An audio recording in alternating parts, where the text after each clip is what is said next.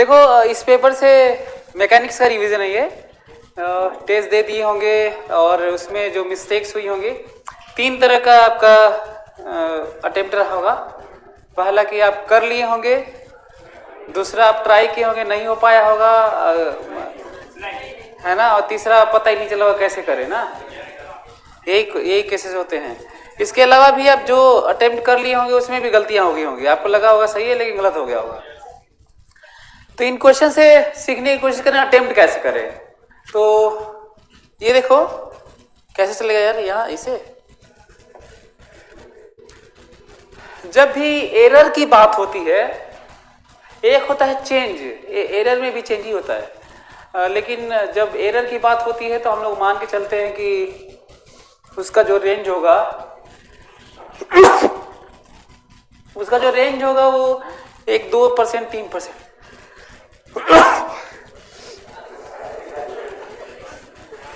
उसका जो रेंज होगा वो 1-2%, 3% होगा, 4-5% होगा। यदि 20%, 50% ऐसे हुआ तो वो एरर नहीं माना जाएगा, वो चेंज ही होगा ना, तो तब चेंज से करना होगा। तो बात है एरर मेजरमेंट की, मतलब 99.9% चांस है कि एरर की बात होगी, क्योंकि डिवाइस में एरर की बात होती है, चेंज की बात नहीं होती है ना। हालांकि उस पर भी क्वेश्चन आते हैं लेकिन कम आएंगे। यदि चैप्टर का नाम एरर मेजरमेंट की बात की जाए तो एरर ही होगा वो। और जब भी इस तरह की बात होगी तो हम लोग इसको लॉग लेते हैं, जो थ्योरी है इसको लॉग लेते हैं, फिर इसको डिफरेंशिएट कर देते हैं और एक्सप्रेशन जो फाइनली रिजल्ट आता है वो ऐसे आता है, dz/z। और जो पावर होता है ना सबका अलग अलग सेपरेट हो जाता है। पावर बगल में आता है 2dA/a, फिर प्लस 4/3 पावर बगल में आ जाता है 4/3 dB/b। जो नीचे होते हैं जब ऊपर जाएंगे तो पावर माइनस हो जाएगा, या ऊपर ही रहे और माइनस पावर रहे तो भी पावर तो बगल में आएगा तो माइनस ही होगा। लेकिन हम लोग एरर में प्लस ही लेते हैं ना, इसीलिए हम लोग मॉड की बात करते हैं और सब प्लस ही करते हैं। तो पावर इसका भी √c है, तो हालांकि माइनस होगा लेकिन कैसे करेंगे हम लोग 1/2 dc/c, और फिर ये आएगा +3 dd अलग डी है बाई डी ना। ये समझ में आया? अच्छा, क्यों ऐसा करते हैं, इसको प्लस क्यों लेते हैं? इसलिए ऐसा लेते हैं क्योंकि एरर, जैसे मान लीजिए कुछ मेजर कर रहे हैं आप और जी की वैल्यू मेजर कर रहे हैं, 10 में से थोड़ा कम एरर, मतलब एरर पीछे हो गया, 10 की जगह 9.9 हो गया तो कहा जाएगा निगेटिव एरर है, थोड़ा ज्यादा हो गया तो पॉजिटिव एरर है। तो एरर प्लस माइनस वो बराबर परसेंटेज में होता है। तो जानते हो जब ऊपर वाला प्लस हो और नीचे वाला माइनस हो तो माइनस माइनस प्लस होकर मैक्सिमम प्लस हो जाएगा, और ऊपर वाला सब माइनस हो और नीचे वाला प्लस हो तो नीचे वाला वैसे भी माइनस था, मतलब एरर प्लस हो पर पावर तो माइनस था ना, तो फिर मैक्सिमम माइनस हो जाएगा। तो मैं रीजन बता रहा हूं कि क्यों प्लस करते हैं, मॉड ले लेते हैं, क्योंकि रीजन हम लोग को वैल्यू कहां से बताना है, मैक्सिमम माइनस से मैक्सिमम प्लस तक। तो क्यों सम कर लेते हैं, समझ में आ गया? इसलिए सम कर लेते हैं कि ऊपर वाली क्वांटिटी का जिस समय प्लस एरर हो उस समय नीचे वाले का माइनस एरर हो, तो तुम निकाल के देख लेना कुल क्या हो जाएगा, प्लस हो जाएगा। और माइनस वाला जब निकालोगे मैक्सिमम तो ऊपर वाला जब माइनस हो और नीचे वाला प्लस हो तभी सब क्या हो जाएगा, माइनस हो जाएगा, तो मैक्सिमम माइनस हो जाएगा। तो जब मैक्सिमम माइनस से मैक्सिमम प्लस तक बताना है तो यही करोगे, और क्या करोगे, ये जो वैल्यू आ जाएगा तो वही maximum minus two maximum plus करना। तो मैं रीजन बता रहा हूं, और ये केवल किसके लिए है ये फार्मूला, छोटे मोटे के लिए ना, 2%, 4%, 1%, 1.5%, 2.5%, तो वही सब परसेंटेज है भी, देखिए ठीक है। तो रख लेते हैं तब। अच्छा हाँ, इंटू 100 कर देंगे इसमें तो परसेंटेज हो जाएगा, है ना। इसमें यदि इंटू 100 कर लें, इसमें इंटू 100 कर लोगे तो परसेंटेज हो जाएगा। तो मान के चल रहे हैं कि सीधा वही परसेंटेज वाला रख ले रहे हैं। तो क्या करेंगे तब इसे, ये वाला कहेंगे 2 इंटू ए वाला कितना है 2 प्लस 4/3 इंटू 1.5,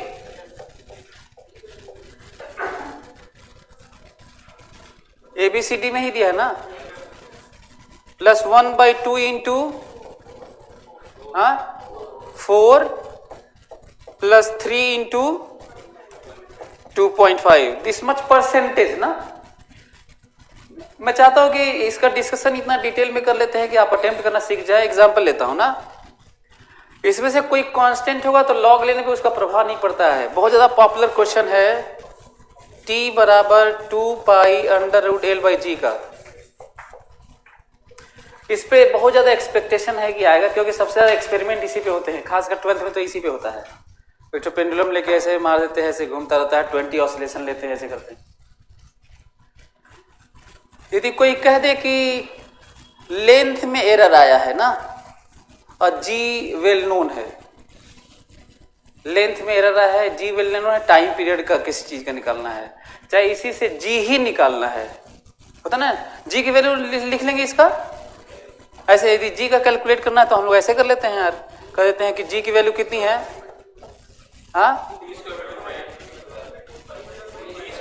4π² L/t², सही है। फिर कहते हैं कि हम लोग के मेजरमेंट में g की वैल्यू निकालना है, g में कितना एरर होगा जो मेजर किए हैं, हम लोग के क्लॉक का जो एरर है उसका टाइमिंग का कुछ दे देगा, कह देगा लेंथ में कुछ एरर है। जब लॉग लेगो तो इसका कोई मतलब नहीं रहेगा ना, है ना। तो कैसे करोगे, समझ में आ गया आपको? नहीं लगता इसी तरह की बातें होंगी हर जगह, है ना। अच्छा है, इसमें ही बात कर लेते हैं ना। यदि वो कहते हैं g कांस्टेंट है तो फिर g गायब हो जाएगा, लॉग लेने पे कांस्टेंट पे चला जाएगा, वो प्लस हो जाता है ना, तो केवल l वाला चलेगा, 1/2 पावर बगल में आ जाएगा। तो मैं आपको ये बताते हुए बताया कि इस तरह के सारे क्वेश्चन हो जाना चाहिए। अब सारे रीजन भी बता ही दिया आपको। तो आगे से जब भी किसी भी, अच्छा आपके जो कोर्स में फार्मूला है उसी में पूछेगा भी, है ना, तो उसको अब तुम लोग कर लेना। एरर के नाम पे तो अब यही रहेगा, इसी तरह की बातें होंगी। हालांकि सच ये है कि जब कोई पूछे कि बढ़ेगा कि घटेगा, कितना परसेंट बढ़ गया कितना परसेंट घट गया, तब मॉड मत लेना, तब साइन ले लेना, याद रहेगा। जब कोई पूछेगा ना कि ये इतना परसेंट बढ़ गया, वो इतना परसेंट घट गया, फिर बता रहे हैं डायरेक्शन भी कि बढ़ गया घट गया, A 2% बढ़ गया, B 1% घट गया, C कुछ और हो गया, ऐसे, तो बताइए Z का क्या हुआ, कितना परसेंट घटा बढ़ा। तो परसेंटेज तो 1-2% ही दे रहे हो, 4% दे रहे हैं एरर टाइप का, तो बता रहे हैं Z कितना। तो तब यहाँ पे घटने पढ़ने की बात जब हो रही हो कि Z का क्या हुआ, बढ़ गया कि घट गया और कितना, तब यहाँ पे साइन के साथ लेना, मॉड मत लेना, एरर में ये लेना है। क्लियर हुआ क्या? आगे से सब कर लोगे? तो मैं ट्राई कर रहा हूं कि आपको केवल ये नहीं कि सोल्यूशन बता दूं, मैं आपको बता रहा हूं कि वो सारे जितने भी फार्मूले होते होंगे, चाहे एरर मेजरमेंट के चैप्टर को कवर कैसे करें। ये वाला क्वेश्चन तो हम लोग तो ये वाला कर लिए होंगे आप लोग, फिर भी बता देता हूं। इसमें कुछ बच्चों के लिए जिनका फिजिक्स वीक होगा उनके लिए थोड़ा डरावना होता होगा, अरे बाप रे बाप, यही दिक्कत करता है ये IG जो लिखा हुआ है ना, और ऊपर से ये a projectile is given initial velocity where I is along the ground। अच्छा, I is along the ground नहीं, I is along horizontal direction। along the ground अच्छा नहीं लगा, वर्ड लग रहा है। इससे मैं तुम्हें क्या बताना चाहता हूँ कि अभी बहुत सारे क्वेश्चन इस तरह के आएंगे, जब मैं आपको ट्राई करूंगा ये बताऊंगा कि उतना अच्छा नहीं लिखा है, और खूब एग्जाम में आता भी है, उतना अच्छा नहीं लिखा, लेकिन बाय डिफॉल्ट हमें मानना क्या है। जैसे अलॉन्ग द ग्राउंड, तो बहुत ज्यादा घबराना नहीं है, ठीक है, हॉरिजॉन्टल वाला लिखना चाह रहा था, तो हम लोग कैसे करेंगे, हॉरिजॉन्टल वाला इक्वेशन लिखेंगे, x बराबर ut, u कितना है, ये हॉरिजॉन्टल वाला है ना, ut प्लस हाफ at², सही है, हॉरिजॉन्टल लॉन्ग सिलेक्शन तो है नहीं। और y बराबर क्या लिखेंगे, ut, देखो, अच्छा देखो मैं कैसे कर रहा हूं, मैं यहीं पे बहुत ज्यादा लंबा नहीं लिख रहा हूं, मैं यहीं पे u मान रहा हूं, ऐसे जो दिया गया है, ut प्लस हाफ अच्छा, कभी कभी ये जी दे देता है, कभी कभी नहीं देता है, तो हम लोगों को इस ऑप्शन से पॉइंट वन में है कैसा है उसके अनुसार दिख जाता है। नहीं तो आप जी कोई लेके वैल्यू कर लीजिए और करीब वाला आप मार दीजिएगा, है ना। तो हालांकि जी फिलहाल दिया हुआ है -10 ना, टी स्क्वायर, सही है। तो ये तो बेकार हो गया। तो t बराबर x/3 रख लेना यहाँ पर, t बराबर x/3। फिर से मैं आपको बता दूं, भले ये छोटा क्वेश्चन था, कहीं पे भी r पोजीशन वेक्टर दिया हो, v वेलोसिटी वेक्टर दिया हो, a दिया हो, उसके रेफरेंसेस दिए हो, कुल मिलाकर ट्रैजेक्टरी पाना है तो आपको xt और yt निकालना होगा। x in terms of t and y in terms of t, और एक जगह से दूसरी जगह सब्स्टिट्यूट करना होगा। खासकर पॉलिनोमियल में t निकाल कर सब्स्टिट्यूट करते हैं, और ट्रिग्नोमेट्रिक इक्वेशंस होते हैं तो हाँ वो सीधा sine theta cos theta, sine inverse में नहीं लेके जाते, t नहीं निकालते हैं, बस साइन ओमेगा t कुछ रहता है, कॉस ओमेगा t स्क्वायर करके जोड़ देते हैं, फिर ट्रिग्नोमेट्रिक रिलेशन सोचते हैं और सब्स्टिट्यूट करते हैं as a whole. e to the power रहता है तो लॉग वॉग लेके t नहीं निकालते। देखते हैं एक जगह e टू द पावर है, दूसरी जगह भी e टू द पावर है, तो e टू द पावर इकट्ठे सब्स्टिट्यूट करो। t कब निकालते हैं? जब पॉलिनोमियल होता है। तो कौन सा वाला था? पॉलिनोमियल। तो ये सब जानना होगा, नहीं तो आप यदि हार्ड फास्ट ऐसे ही मान लेंगे कि t निकालते हैं दूसरी जगह ले जाके रखते हैं तो ढेर दिक्कत हो जाएगी ट्रिग्नोमेट्रिक वाले इक्वेशंस में, लॉग वाले में, e टू द पावर वाले में। तो आ गया होगा ये। इसकी प्रॉब्लम किस तरह की आ सकती है? बच्चों के फार्मूला वैसे रटे रहते हैं, तो यदि फोटो बना लिया करो वहां पर ना, ऐसे ये a है और ये b है ना, और फिर ऐसे सोचो, पढ़ो और फिर सोचो what will be the projection of vector, projection of vector A, मतलब a का ऑन b, मतलब a का प्रोजेक्शन ऑन b ना। इसका मतलब आपको क्या पाना है? a cos थीटा पाना है, सही है। इसी का ना a cos थीटा इधर और a sin थीटा इधर, इसी का प्रोजेक्शन पाना है। तो पहले ऐसे सोचा करो कि क्या पाना है, और फिर डॉट वाले से निकालो प्रोजेक्शन के नाम पर। a डॉट b बराबर क्या होता है? Mod a mod b cos theta. तो a cos थीटा पाना है तो मॉड b डिवाइड कर दो, मतलब यही मॉड a cos थीटा पाना था आपको। तो a डॉट b वेक्टर, तो डॉट b तो i में i, j में j, k में k लेते हैं, और मॉड b निकाल ही सकते हैं, तो डिवाइड कर लीजिएगा, आंसर आ जाएगा, है ना।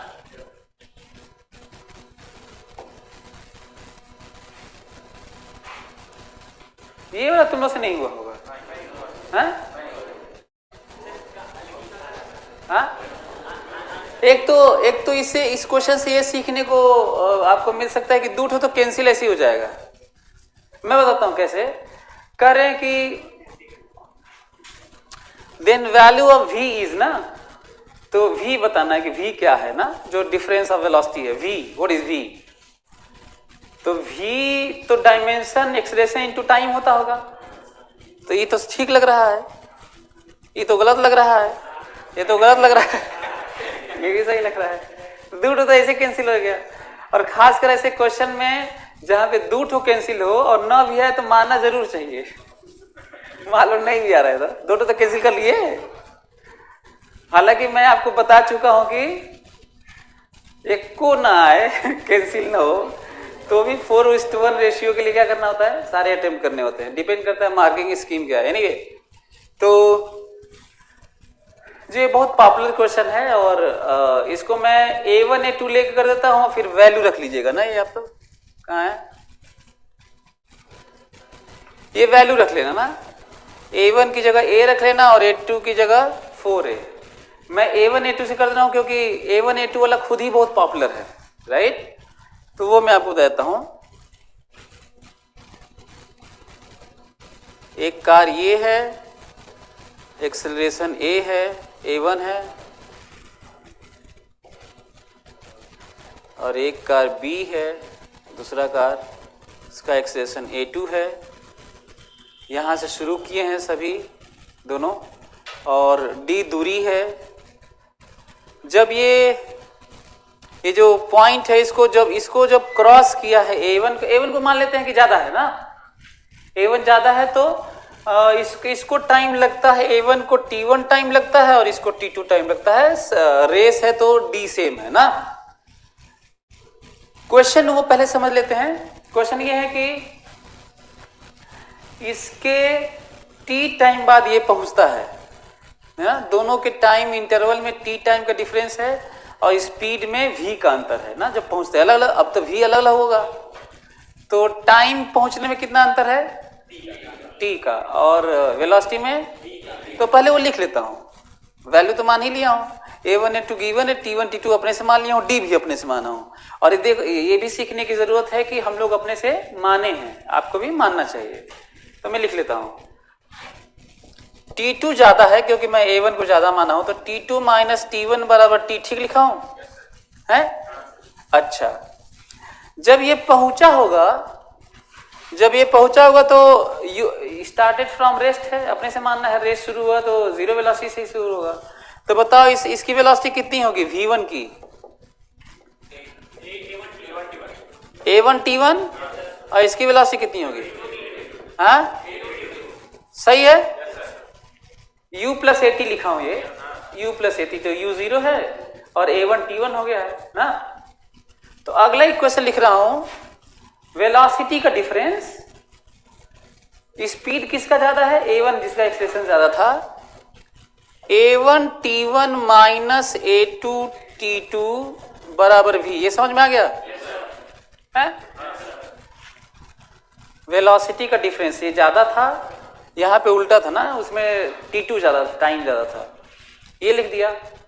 दूसरा, डिस्टेंस कवर्ड सेम होना चाहिए, तो D बराबर क्या लिखना है आपको? UT प्लस हाफ बराबर UT,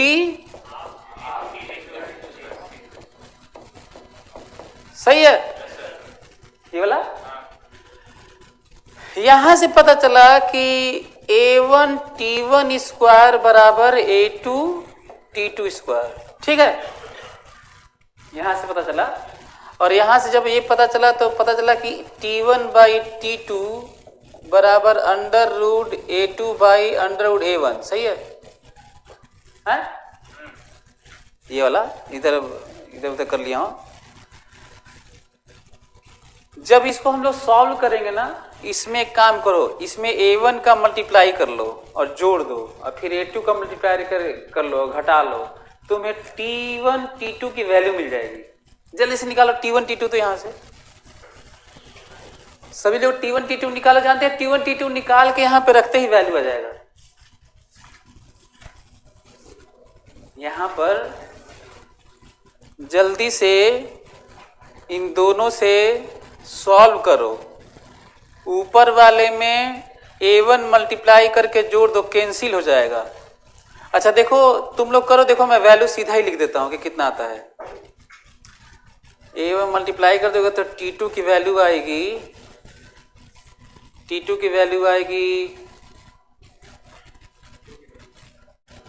ऊपर मल्टीप्लाई कर दोगे तो T2 की वैल्यू आएगी A1T plus V by A1 minus A2 आएगी, सही है? थोड़ा कैलकुलेशन तुम लोग फास्ट भी करो। और T1 की वैल्यू आएगी A2T plus V by A1 minus A2।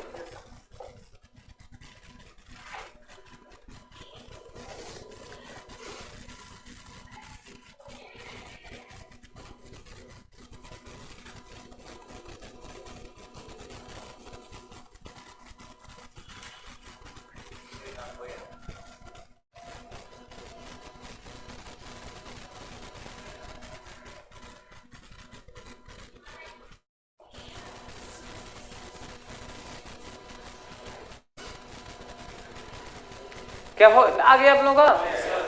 एक काम करो, T1 T2 तुम लोग सीधा यहाँ पे रखो, क्रॉस मल्टीप्लाई करके सॉल्व करो। ये तुम्हारा काम है घर पे करना, थोड़ा सा मेहनत है क्योंकि थोड़ा अजीब अजीब सा आता है।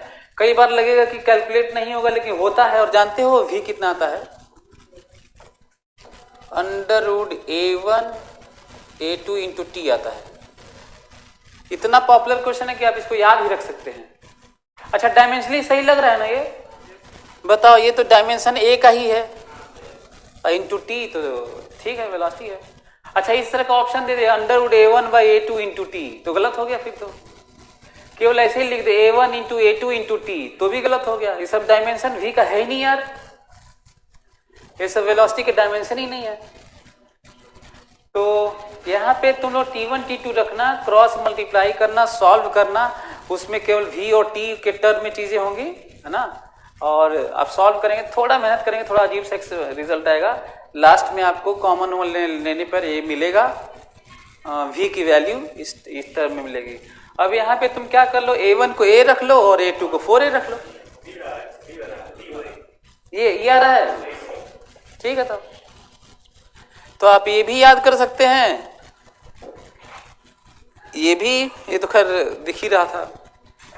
बहुत कुछ पूछा जा सकता है इसमें, ये वैल्यूज तो बहुत सारे तरीके से देके पूछे जा सकते हैं। तो ये तुम लोगों का काम है, ये सॉल्व करना ना, थोड़ा सॉल्व करने में मेहनत लगेगी आपको। A body is thrown vertically upward. Which one of the following graphs correctly represent the velocity versus time? पहले तो इसको कैंसिल कर देते हैं, क्योंकि टाइम फिर घटता तो है नहीं, तो ये तो ऐसे कैंसिल हो गया। अच्छा, यदि ऊपर फेंके हो तो कुछ देर के लिए वेलोसिटी प्लस होगी, कुछ देर के लिए माइनस, तो ये दूठो तो ऐसे कैंसिल होगा, माइनस है नहीं, तो यही सही है। क्रॉस से भी कर सकते हैं, हालांकि लिख के भी कर सकते हैं, ऐसा नहीं है, लिख के भी कर सकते हैं। और अरे यार, ऊपर फेंके वेलोसिटी बोला है ना, ये साइन के साथ ना, और फिर लौटेगा तो वेलोसिटी माइनस ना, वेलोसिटी माइनस ना, तो प्लस ही तो प्लस है। जानते हो किसका ग्राफ है ये? स्पीड टाइम का है। तो चलो कम से कम यही सीख लो आज कुछ तो सीखो, हर क्वेश्चन से कुछ ना कुछ सिखाऊंगा मैं आपको ना। जैसे पिछले क्वेश्चन में क्या सिखाया आपको, बहुत स्पेसिफिक होके पेशेंस के साथ कुछ अपने से मानकर और लिखना होता है। कैलकुलेशन थोड़ा लंबा हो सकता है, लेकिन थोड़ा टाइम देना होगा, इसीलिए स्पीड की बात होती है। पिछला वाला क्वेश्चन उससे नहीं होगा, जो इधर उधर करेगा स्पेसिफिकली करना होगा उसको, पेशेंस रखते हुए कि अब v और t में रिलेशन आ गया तो अब यहीं से आना चाहिए। T1 T2 रख दिया तो v t बचा होगा फिर तो ऐसे सोचने पे ही आएगा, नहीं तो वो बहुत लंबा हो जा रहा है। वो आप लोग ट्राई भी किए होंगे, इधर उधर मेहनत कर रहे होंगे, आ ही नहीं रहा होगा। हाँ, ये देखो लिखा हुआ है, a mosquito is moving with velocity this and accelerating. ये जो वर्ड है ना, इसका कोई मतलब नहीं है, खासकर तब मतलब नहीं होता जब आप कोई एक्सप्रेशन दे देते हैं। जब आप लिख दिए कि v ये है, तो फिर वो पता नहीं क्यों लिखे, हमको अभी तक नहीं समझ में आया। तो एक तो ये है कि कहीं और भी इसे क्या सीखना है आपको, कि यदि कोई एक्सप्रेशन दे दे, कोई ग्राफ दे दे, वेरिएशन दे दे, तो मीडियम कैसा है, अब क्या दे रहे हो मीडियम, जब तो ग्राफ ही बना दिए हो तो वो तो दिखेगा ही ना कि कैसा क्या क्या क्या क्या हो रहा होगा उसमें। तो यदि आप रिलेशन दे देते हैं, ये सब चीजें लिखने वाले परफेक्टली इनलास्टिक कोलिजन हुआ, पेनिट्रेट कर गया, उसी में रह गया, ये तब जरूरी होता है जब फेनोमेना बताया जाए और बताया जाए बताइए ये वैल्यू क्या है, तो वहां पे आपको जरूरत होगी। अब हम करें कि तुम वी दे ही दिए हो कि कैसे टी पे बदल रहा है उसका आई जे के, तो ये पता नहीं क्यों लिखा है, हमको तो वैसे सही लग भी नहीं रहा है। फिर भी विल बी द डायरेक्शन, अच्छा what will be the direction of mosquito, इसे कंफ्यूजन इससे ये हो सकता है कि पोजीशन तो नहीं पूछ रहा है, डायरेक्शन, पोजीशन ऑफ डायरेक्शन, तो ये क्वेश्चन गलत है ये। अच्छा आप कहेंगे तो तब दिए क्यों थे, हाँ तो एग्जाम में भी आता है, ठीक है। तो सीखना क्या है, सीखना ये है कि डायरेक्शन, जब इस तरह की बात हो रही होगी डायरेक्शन ऑफ मॉस्किटो, तो पोजीशन के लिए बहुत ज्यादा जरूरी है रेफरेंस की, है ना। पोजीशन के लिए आप कहां से बता रहे हैं डिफरेंस की, लेकिन वेलोसिटी के लिए बाय डिफॉल्ट हमें मानना होता है ग्राउंड के रिस्पेक्ट में बातें हो रही हैं, हालांकि बिना रेफरेंस के वेलोसिटी भी नहीं होती, लेकिन सबसे ज्यादा रेफरेंस की जरूरत पोजीशन के लिए होती है, थोड़ी सी कम वेलोसिटी के लिए, एक्सेलरेशन के लिए नहीं होती है। अब ऐसे शिफ्टिंग है, पर वेलोसिटी की भी जरूरत होती है, लेकिन हम लोग बाय डिफॉल्ट ले लेते हैं कि भाई वही वाला है। तो यहाँ पे जानते हो क्वेश्चन अच्छा होता है कि what will be the direction of motion of the mosquito after 2 second. After भी अच्छा नहीं लग रहा है, एट 2 सेकेंड ज्यादा अच्छा होता है। आफ्टर तो 3 सेकेंड भी होता होगा, मतलब जस्ट आफ्टर भी लिखता तो भी समझ में आता है। तो इसके अनुसार मैं बता रहा हूं ना कि बाय डिफॉल्ट हमें क्या मान के चलना है। तो तब तो इसी में 2 रखना होगा यार, तो 2 रखोगे तो कितना होगा बताओ। अच्छा, इससे ये भी सीखो कि कुल चीज दिया है उसी में 2 रखना है। कई लोग तो ये भी नहीं रखते हैं, कहते हैं सर ये जो लिखा था ना टी स्क्वायर दिक्कत कर दिया हमको। तो बताओ कितना रहे, 4i 6j प्लस 9k, सही है। और 3D को हम लोग किस हेल्प से बताते हैं डायरेक्शन, कोसाइन वैल्यू से। तो cos थीटा x ना, मतलब x से, x by mod v, x by mod r। ये तो मैं पोजीशन टाइप का सोच रहा हूं। यदि वेलोसिटी के लिए लिखो तो क्या करना होगा आपको,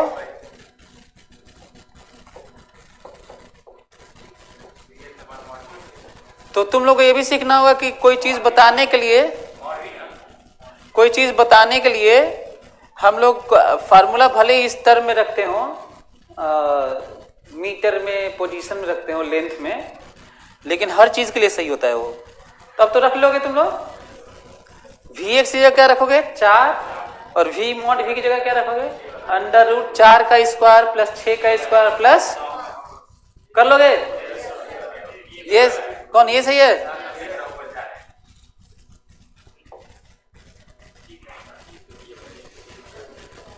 ये वाला भी नहीं बना होगा आप लोगों से, हाँ।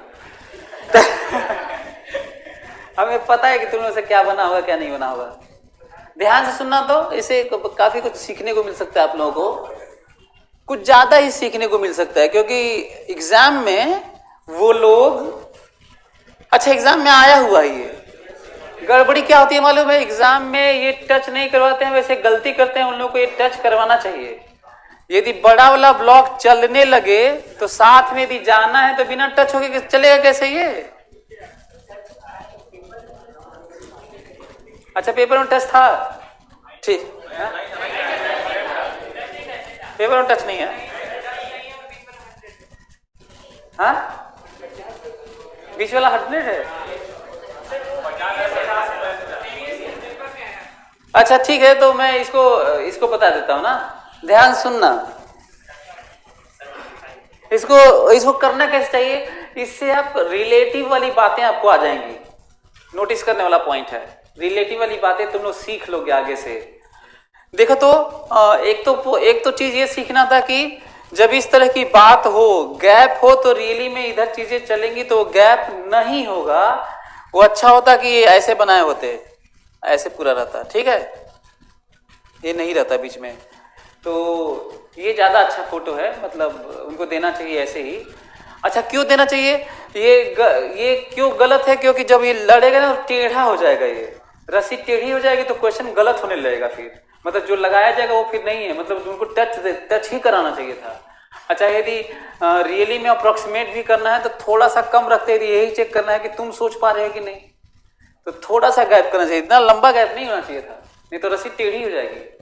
तो एक तो ये पॉइंट है कि जब कोई चीज चला करे और बगल में रहे तो उसको पुश करके वही लेके जाएगा। इसको कैसे सोचना था, जरा देखो तो, नीचे mg ऊपर t, तो हॉरिजॉन्टल में लेके कौन जाएगा इसको, जाना है। ऐसा नहीं है ना कि ये यहीं रह जाएगा, बड़ा वाला चला जाएगा, अरे कैसे जाएगा बड़ा वाला। तो यदि आप ये नहीं सोच पाए थे तो अब आगे से सोचिएगा। एक पॉइंट ये बड़ा सा है आपके लिए। अगला पॉइंट, फ्री बॉडी डायग्राम बनाता हूं मैं।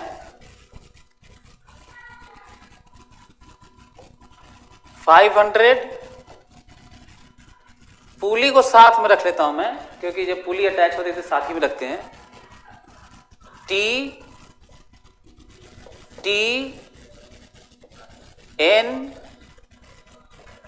N dash N1 force. सही है? कुछ बच गया? कुछ बच गया तो बताओ, लगा देता हूं। सही है? अच्छा,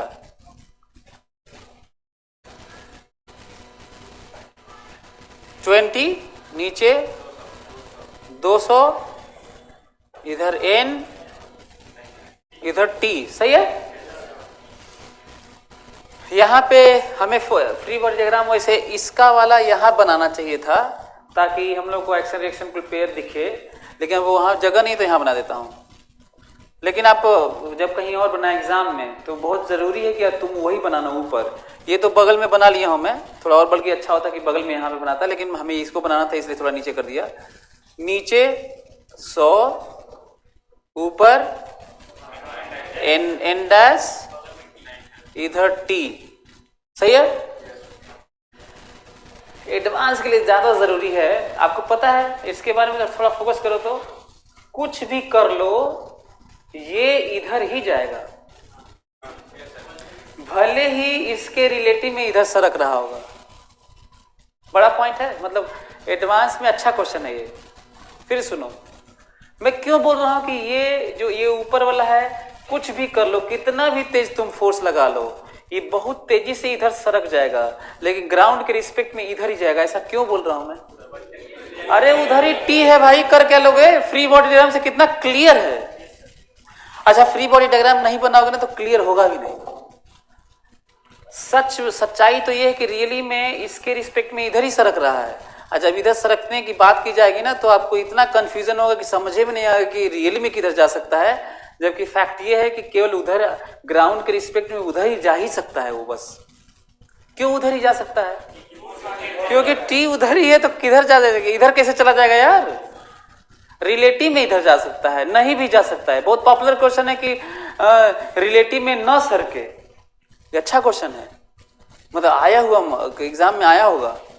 ये न सरके तो बताइए कितना फोर्स लगे, है ना? एनीवे, तो मैं कई चीजें आपको बताते हुए चल रहा हूं, तो इक्वेशन लिख देता हूं ना।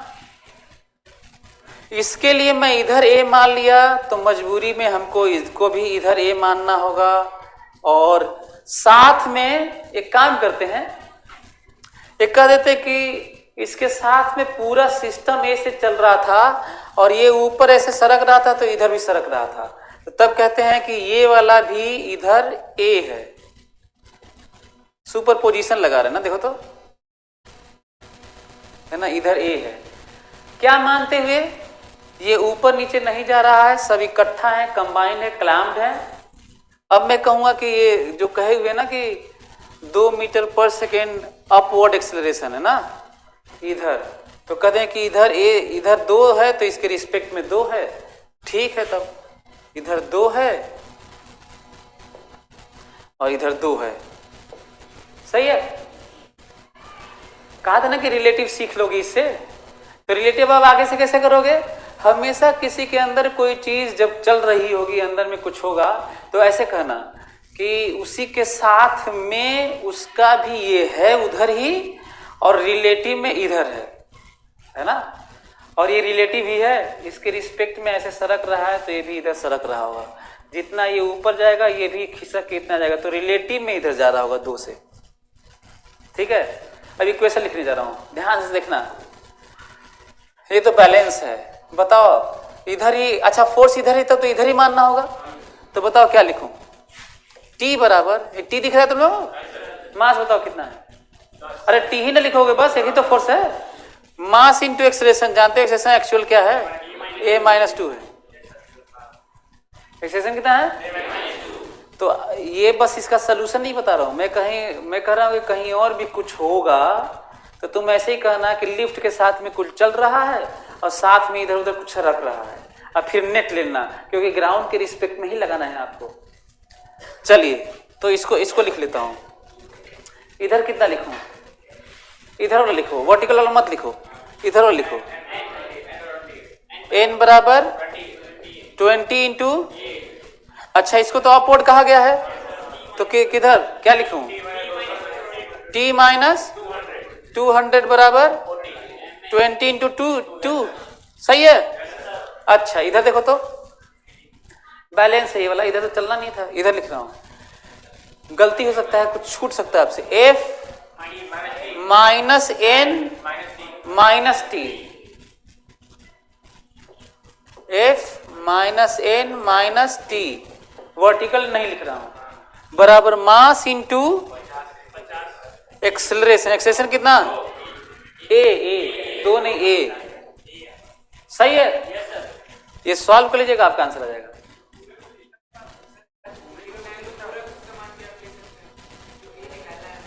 हाँ पूरा एक्चुअली जब इधर ऐसे एक्सेलरेट होता है ना, तो इसको वैल्यू क्लैंप मान सकते हैं, लेकिन क्लैंप मानने से आपको रिलेटिव वाला थोड़ा गड़बड़ होने लगा, 2 वाला कम फील आएगा, है ना। जब आप ऐसे लिखेंगे तो 2 वाला फील कम आएगा, गड़बड़ हो जाएगा। नहीं आंसर सही आ जाएगा, लेकिन सही लिखोगे तब ना। अरे तुम ऐसे देखो ना, यदि तुम्हें रियलाइज करना है कि रियली में क्या हम लोग एक साथ मानने वाला क्या क्या प्रॉब्लम आएगा और कैसे रियलाइज वाले में प्रॉब्लम आएगी, एक काम करते हैं, देखो इसको और इसको जोड़ लेते हैं ना, तो इसको जोड़ोगे तो ये दोनों कैंसिल हो जाएगा, और f बराबर कितना आ जाएगा,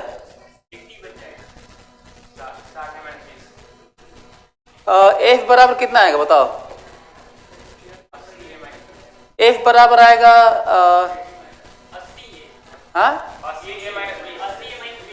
80a माइनस 20, हाँ 80a।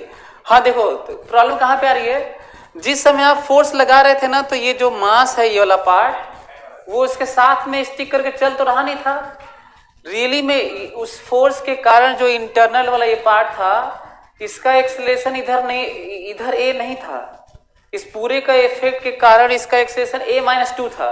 तो यदि हम लोग अलग अलग लिख लेते ना तो सही हो जाता, जैसे हमको कहना होता ना कि इकट्ठे लिखे, तो मैं ऐसे करता, कहता कि f बराबर ये दोनों तो इधर चल ही रहा था, तो कह दूंगा कितना मास है दोनों मिलाकर 70 इंटू ए लिख लेता, और फिर मैं 80 इसलिए नहीं लिख रहा हूं क्योंकि ये रियली में ऐसे नहीं चल रहा है वो ना, तो मैं कह दूंगा कि 10 इंटू a-2। तो जब तुम ये सोचोगे ना कि क्या हम लोग एफ को इकट्ठा टोटल मास मान के लिख दें, तो इसके लिए वैलिड नहीं होता, क्योंकि रियली में सबका ए नहीं है।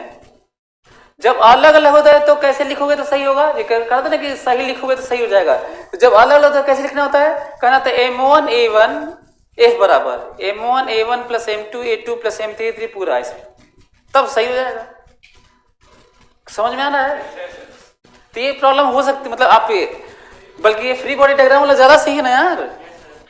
यदि नहीं तो अच्छा, यदि मेरा वाले ये वाली बात मानोगे शॉर्टकट वाला, कहते हैं ना कि किसी फोर्स पर इंटरनल गया सब भाड़ में, नेट फोर्स बराबर चीजें इधर उधर भाग रही होंगी, तो सबको अलग अलग लिखना पड़ेगा। फिर कैसे लिखना होगा, m1a1, और जिसका साथ है तो इकट्ठे लिख लो ये, लेकिन किसी का अलग है तो आप उसमें लपेट नहीं सकते, अलग अलग लिखना पड़ेगा। क्लियर? तो कैलकुलेट कर लीजिएगा। इससे आपको बहुत कुछ सीखने को मिलेगा, क्योंकि बच्चे जब इसको पढ़ते हैं तो थोड़ा कम समझ पाते हैं क्या लिखा हुआ है, कैसे करें ना।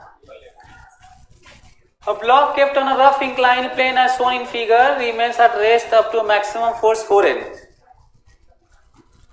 down to the inclined plane. The maximum external force of the inclined plane that doesn't move the block is 24N. Coefficient of static friction between the block and the plane is, मतलब static friction बताना है। ये करें कि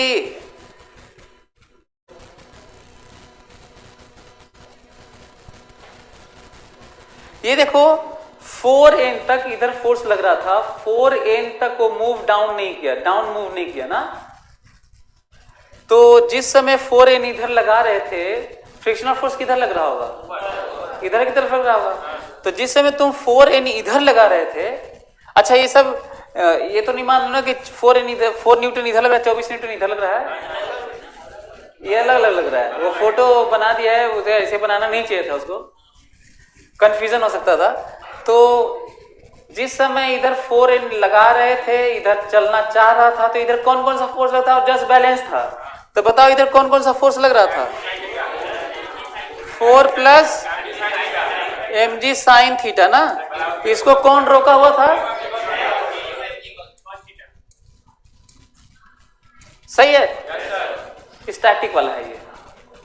अच्छा, ये कह रहे हैं कि 24 इधर लगा रहे थे, इधर लेके जाना चाह रहे थे और फिर भी गया नहीं, लिमिटिंग केस है।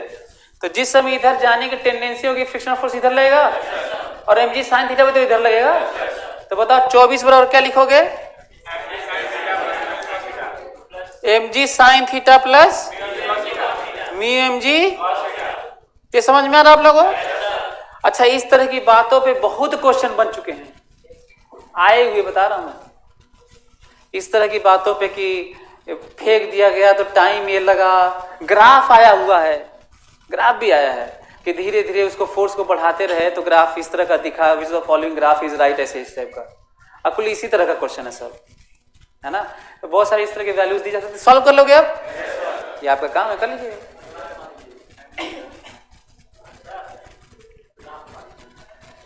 कौन सा लग रहा है? अब इसमें ग्राफ, मतलब क्लास तो चल नहीं रहा है, हमें तो पेपर डिस्कशन है, तो पेपर ही नहीं हो पाएगा ना पूरा। अलग से पूछ लेना ग्राफ। अच्छा, ये पहले तो ये ड्रामा तो पहले यही कर दिया कि ढेर लोगों के साथ यही दिक्कत हो गया होगा। करें एक लेंथ को मोड़ दिया गया है, बहुत बड़ी प्रॉब्लम होगी सर।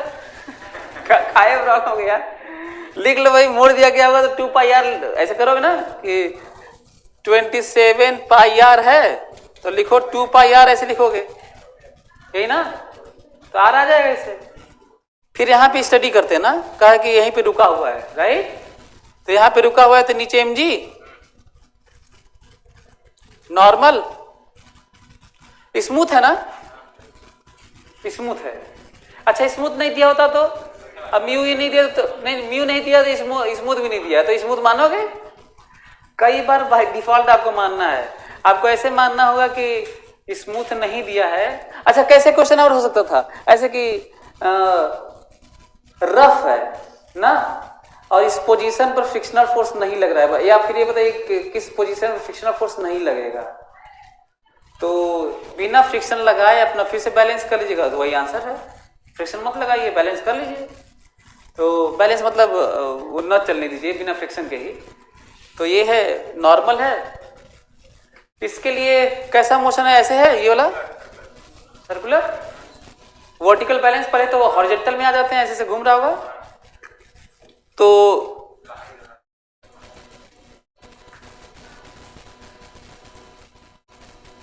थीटा,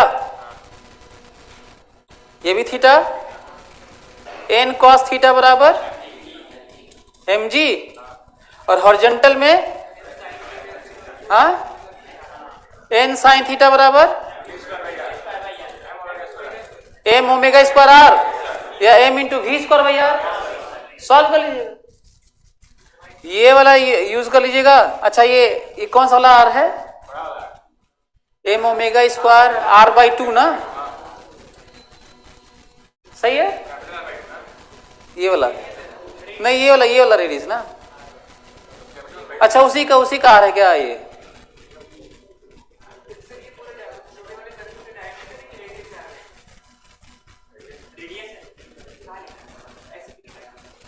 वैसे मैं बताता हूँ कि इसको ऐसे देना चाहिए था, जिस तरह का लेंथ दिया है इस तरह का देना चाहिए था ना। वहां पे अजीब सा कुछ और आर की बात कर रहा है, पता नहीं यहाँ पे क्या कुछ और हो रहा है। हाँ, तो गड़बड़ हो रहा है ना। तो कुछ प्रॉब्लम है इसमें, है ना, कि आप ये लेंथ भी ये दे दिए हैं, वायर को बेंड भी कर दिए हैं, तो फिर हमें तो ये लेके चलना पड़ेगा। पता लगा आर कितना हो गया ये? हाँ, 27/2 आर ऐसे हो जाएगा ना। तो ये सब प्रॉब्लम है थोड़ी सी, तो देख लीजिएगा। ये फर्क नहीं पड़ता कि यहाँ पे क्या गलतियां हुई हैं, ये है कि हमें देखना था कि यहाँ पे क्या करना था, है ना। नॉर्मल कैसे लगाना था, कैसे लिखना था।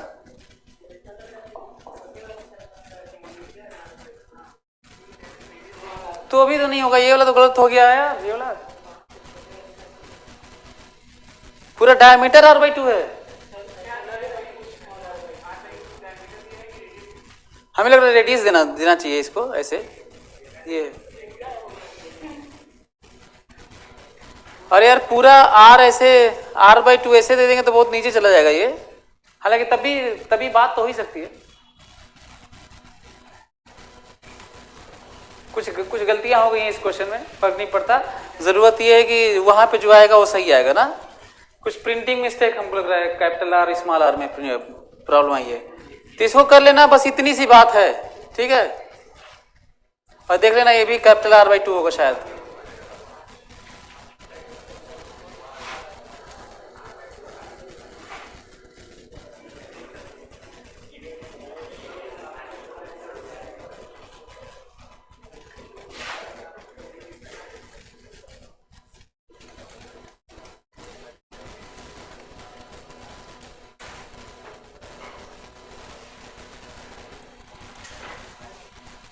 ये कितने से चल रहा है यार, ये v से, सही है। कांस्टेंट स्पीड मान के इसका एक्सप्रेशन इधर है, कितना है इसका एक्सप्रेशन, v²/r है, सही है। यदि यहां से थीटा है, कई बार तो कई बच्चों को तो यही लग रहा होगा कि फोटो नहीं बनाएंगे, आप सोचेंगे कि ये पता नहीं क्या है, ये कुल कैसे लिख दिया, क्या किया जाए, तो आपको फोटो बनाना चाहिए। और ये किस तरह का पोजीशन वेक्टर लिखा जा सकता है, प्लेन में थीटा और दूरी ना, इतनी दूरी और एक्स एक्सिस से थीटा, तो फोटो यही है। इधर एक्सेलरेशन है, ये थीटा है तो ये भी कितना है थीटा, इधर कितना आएगा v²/r cos थीटा, इधर कितना आएगा v²/r sin थीटा, सही है। अच्छा ये भी I वाला भी माइनस है और J वाला भी माइनस है, इतना ही काफी होगा नहीं, देखो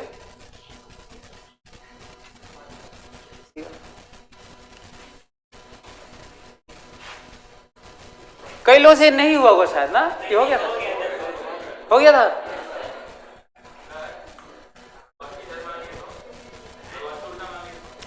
थीटा बढ़ता हुआ ऐसे ना, थीटा पॉजिटिव है तो उधर बढ़ता हुआ ऐसे कर रहे हैं कि एक्स एक्सिस थीटा है तो हम लोग को मान के चले, हालांकि उनको देना चाहिए था कि this particle is moving anti clockwise, ऐसे ज्यादा अच्छा होता, दिए नहीं हो।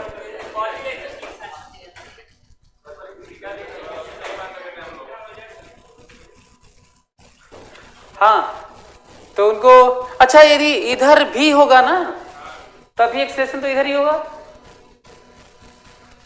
क्या बात, ये सोच रहा है कि जब इधर हो जाएगा ना तो एक्सप्रेशन उलट जाएगा लग रहा है, तब एक्सप्रेशन इधर कर दूं, तभी एक्सप्रेशन सेंटर की तरफ मानोगे, तो इधर भी हो चाहे उधर भी हो तभी एक्सप्रेशन वही होगा और वैल्यू यही रहेगी, है ना। ये समझ में आया।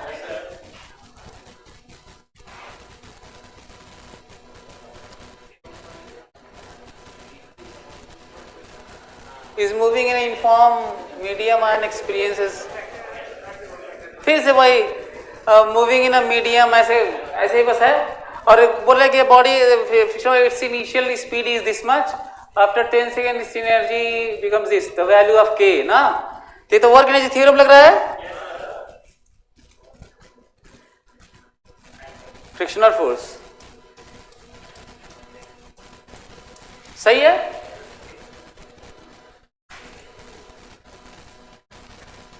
माइनस kv²,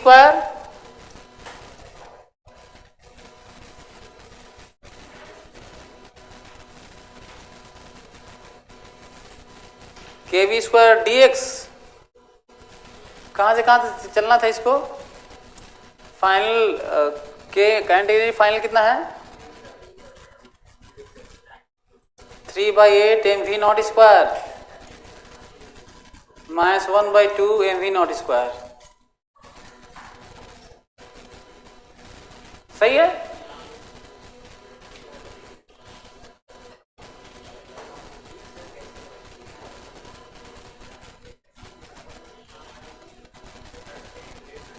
एक्सप्रेशन निकालना पड़ेगा क्या,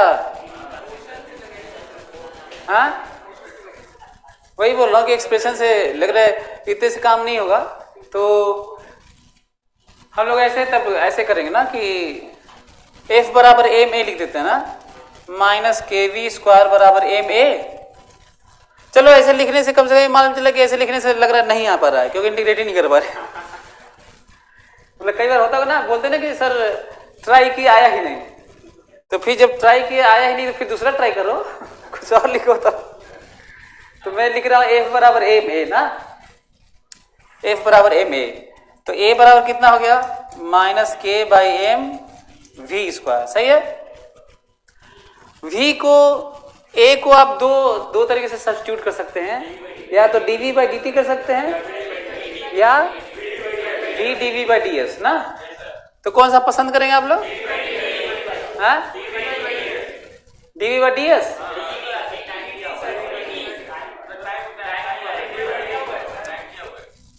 टाइम दिया हुआ है। अच्छा,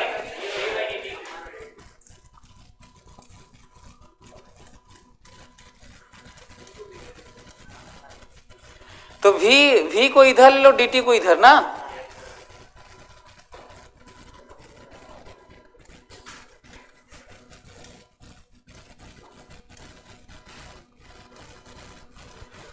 जब t बराबर 0 था तो ये v नॉट था, हाँ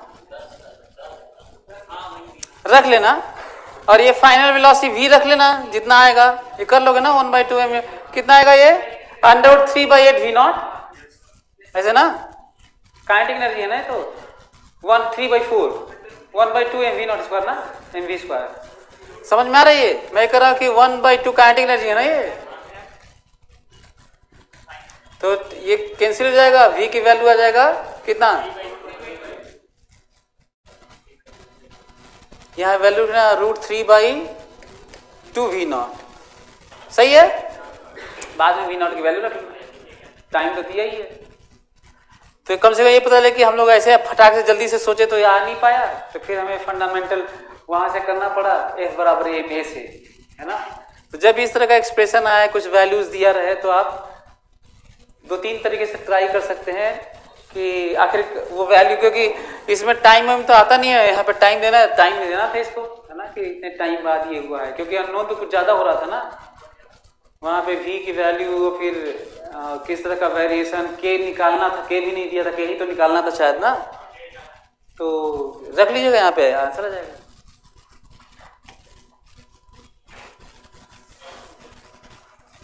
particular mass 500 gram is moving in a straight line with velocity इतना, the work done by the net force during the displacement for this is, ये तो कर लिए होगे।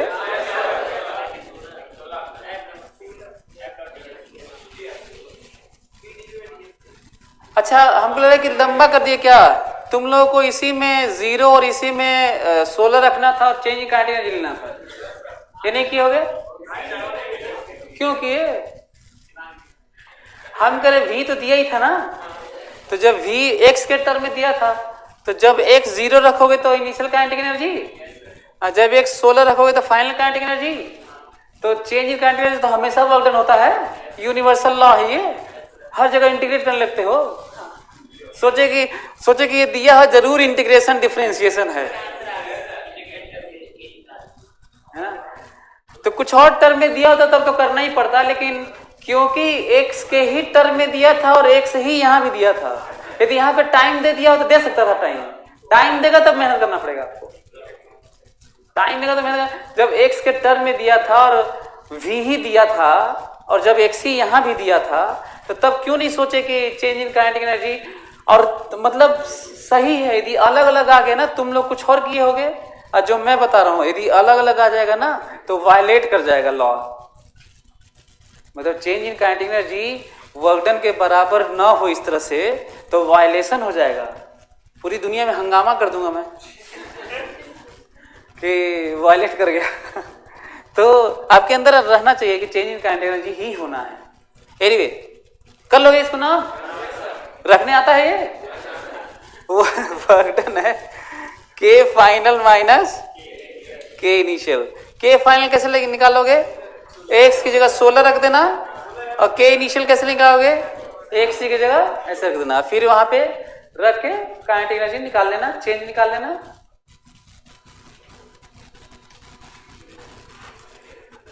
A rod of length L has non-uniform linear mass density given by this, where A and B are positive constant 0 to L. The value of x for the center of mass of the rod is, value of x नहीं लग रहा है, ये तो variation है ना x के साथ में, तो वैल्यू ऑफ x नहीं, वैल्यू ऑफ पोजीशन ना, मतलब position of centre of mass बताना है। नहीं, फॉर सेंटर ऑफ मास लिखा है, लेकिन व्हाट इज x, मतलब x मतलब पोजीशन ना, यहाँ तो वेरिएशन के नाम पे दिया था, हालांकि यहाँ भी पोजीशन ही है ना, तो value of x for centre of mass, तो इसका मतलब वो यही कहना चाह रहे कि सेंटर ऑफ मास का पोजीशन कहाँ पे है ना, मतलब x को पोजीशन कह रहा है जो कि वो पोजीशन दिया था। ठीक है, तो क्या करना होगा तब आपको ऐसे फोटो बनाना होगा,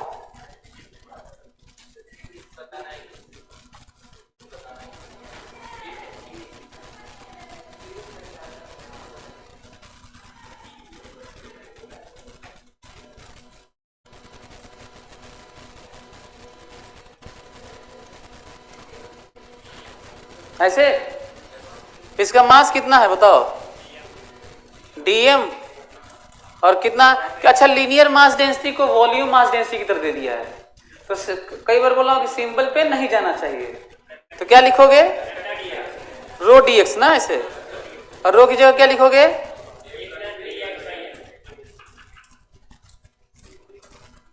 सही है।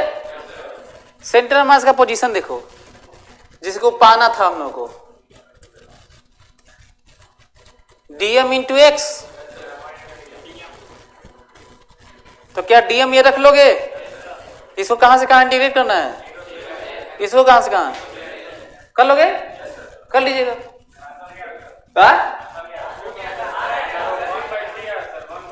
अब बाकी सब बोल रहे हैं तो क्यों चिल्ला रहे हो तुम, हमको नहीं समझ आ रहा है, तो ये भी तो हो सकता है तुमसे गलती हुआ हो, तो ये सब बता रहे हैं यार, तो अलग से देख लेते हैं। अच्छा मान लेते हैं नहीं आ रहा है ना, तो नहीं आ तो गलत है, मतलब ऑप्शंस गलत हैं। यहाँ पे ये सीखो कि करना कैसे, ठीक है, वैसे बाद में देखेंगे। कई बार ऐसे भी होता है कि दूसरे जब बच्चे बोलते हैं कि हमारा भी नहीं आ रहा होता ना, तो किया नहीं रहता, ऐसे बोलता हमारा भी नहीं आ रहा, बस नहीं आने वाला केस एक ही का रहता है, बाकी जब ऐसे ही बोल देते वो मान भी लेता है 4-5 लोगों का नहीं आ रहा है। और ये भी देखा हूं कि जब बच्चे मेरे से क्वेश्चन पूछने आते हैं तो आंसर हमेशा गलत देखे रहते हैं, मैं कहा देखो तुम्हारा आंसर तो यही होना चाहिए, तो सर आंसर नहीं आ रहा है, आंसर गलत दिया है।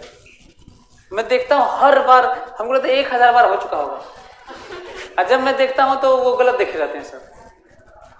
मैं सोचता हूं कि ये वाला मिस्टेक इतना कॉमन कैसे हो सकता है। अच्छा कई बार तो लेवल 1 का आंसर लेवल 2 में देख रहे होते हैं सर। ये वाला भी होता है। 2 bodies of mass 1 kg and 3 kg have positions vector इतना respectively, the magnitude position vector of center of mass of this, ये तो फार्मूला है।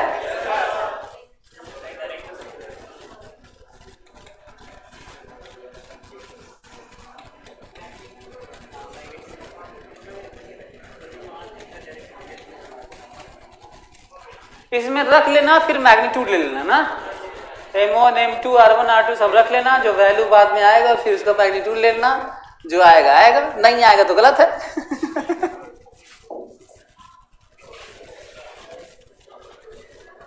ये वाला तो कर लिए होगे, जब ये इससे लड़ा होगा तो कुछ लॉस हुआ होगा, और फिर कंबाइन हो गए होंगे, फिर आके इससे लड़ा होगा तो फिर कुछ लॉस हुआ होगा, फिर टोटल लॉस को जोड़ दो और इसके बराबर कर लो। किसके बराबर कर लो, इनिशियल काइनेटिक एनर्जी का 4/3 नहीं आ रहा, कैलकुलेशन मिस्टेक हो गया यार। ये तो हमको लगता है कि फोटो वोटो देख के और लड़ने फिरने से मत मानना कि कठिन क्वेश्चन है बहुत आसान। यदि चले मैं एक तो निकाल देता हूं, बाकी 2 ले जाके लड़ा लीजिएगा उससे। ये गया होगा inelastic collision, m into v बराबर 2m into v dash. What is value of v dash, सही है। पहला जब इससे लड़ा होगा ना ये, तो कितना काइनेटिक एनर्जी लॉस हुआ होगा वो बताते हैं हम, ई लॉस। हमेशा लॉस कहीं भी कितना होता है, इनिशियल माइनस फाइनल। लॉस हमेशा इनिशियल माइनस फाइनल होता है, भले ही वो पॉजिटिव आए, निगेटिव आए या जीरो आए, लॉस हमेशा यही होता है। ठीक है, ध्यान रखना। और गेन हमेशा क्या होता है, final minus, increase delta final minus, loss decrease, ये ध्यान रखना है इसे। डिफरेंस बड़ा माइनस छोटा, कुछ भी क्या होता है, डिफरेंस क्या होता है, बड़ा माइनस छोटा। तो 1/2 2m मास हो चुका है कंबाइंड, और v/2 हो चुका है इनिशियल ना, 1/2 mv स्क्वायर माइनस मास कितना हो चुका है 2m। सही है, कितना आ गया ये mv स्क्वायर बाई 4। हाँ, तो क्या इसी तरह से फिर एक कंबाइन लिया कि इससे लगा लेना, फिर वही कर लेना यार, फिर जोड़ लेना, कर देना कि इनिशियल का 3/4 हो चुका है, और क्या करोगे।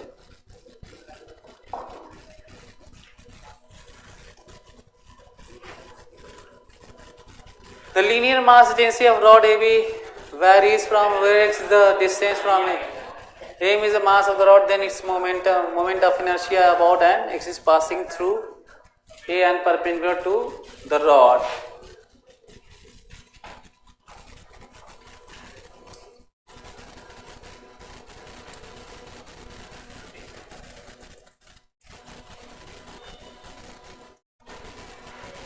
लेमडा दिया हुआ यहाँ पर, तो यहाँ पे छोटा सा मास ले लेते हैं।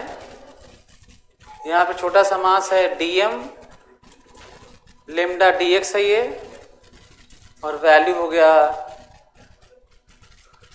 Lambda naught 1 minus x by l dx। सही है। मोमेंट ऑफ इनर्शिया होता है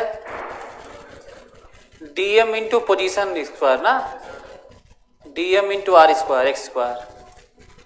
तो dm की जगह क्या लिखेंगे, lambda naught 1 minus x by l d x into x square, from where to where, ये आंसर है।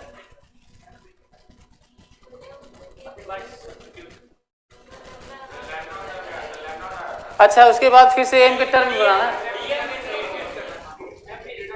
हाँ, तो m निकाल लेना अलग से।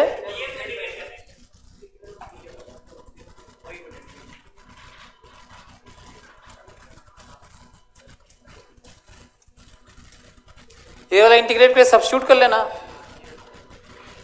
यहां से जो कुछ वैल्यूज आएगी तो इनर्शिया वाले में रख लेना, तो m के टर्म में आ जाएगा वो,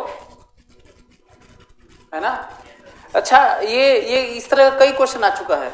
डिस्क का मास पॉइंट एरिया वाला एक्सप्रेशन दिया हुआ है, कदे कि डिस्क ये भी कह रहा है डिस्क का मास कैपिटल M है, वेरिएशन भी मैं बता दे रहा हूँ, इनर्शिया बताइए तो m के टर्म में बताना है। इंटीग्रेट करोगे तो सिग्मा के टर्म में आएगा, तो फिर m वाला तो फिर हटाना भी तो पड़ेगा, तो रिलेशन ऐसे लिख के हटाना होता है ना।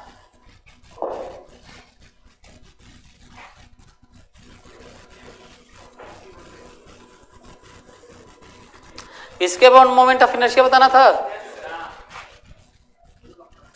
आई, एक तो I1 इसका लिख लेना, अब प्लस ये दो सिमेट्रिकल है क्या, तो 2 इंटू कर लो, और फिर ICM प्लस MD स्क्वायर,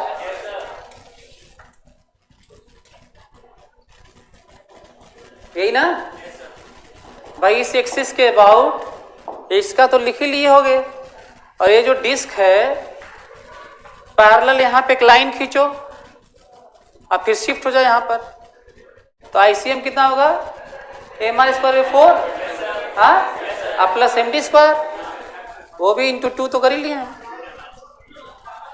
ठीक है, हो गया ये वाला।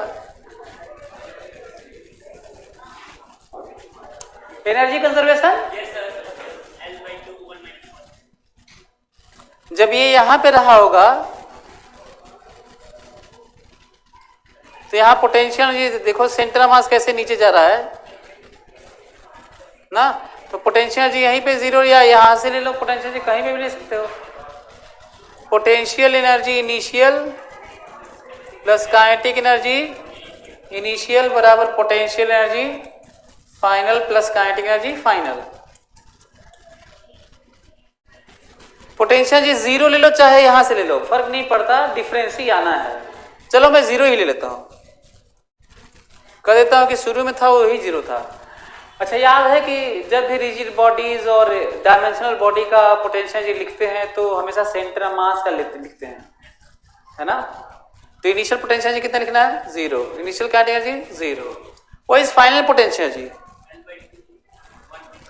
कितना नीचे आया है, ये L/2 है ना, और ये भी L/2 है, तो L/2 में से L/2 cos थीटा घटा लो, माइनस mgh लिखना था, minus mgh, what is h, सही है। और ये देखो प्योर रोटेशनल है ये, इसके अबाउट। अब मैं ये नहीं करने वाला हूं कि सेंटर ऑफ मास का ट्रांसलेशनल लिखूंगा फिर सेंटर ऑफ मास के अबाउट रोटेशनल लिखूंगा। जब प्योर रोटेशनल होता है ना तो प्योर रोटेशनल वाला काइनेटिक एनर्जी लिख दिया करो, दोनों का सम आता है वो। This is pure rotational about this, तो मैं सेंटर ऑफ मास को देख के लिखने वाला नहीं, प्योर रोटेशनल है। तो क्या लिखेंगे फिर, plus 1/2 I omega square, what is value of I, ml square by 3। क्या हुआ, अरे यार I इसके अबाउट है ना,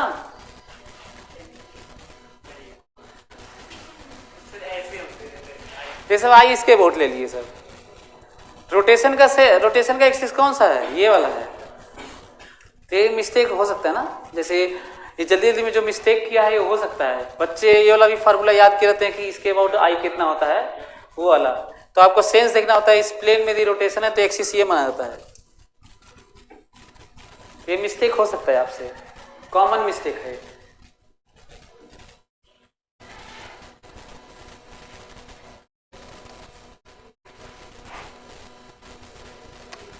The time dependent of the position of particle of mass m2 is given by this, its angular momentum with respect to the origin at time 2 second is। तो ये देखो जो वैल्यू दिया हुआ है ये मोमेंट, एंगुलर मोमेंटम हम लोग कैसे मानेंगे, कैसे वैल्यू लिखेंगे, एम आर क्रॉस वी की वी क्रॉस आर। जैसे ये है तो एंगुलर मोमेंटम इधर होना है, तो आर इधर है, आर क्रॉस वी ना, आर क्रॉस वी सही है, ऊपर आना चाहिए ना। तो एम आर क्रॉस वी,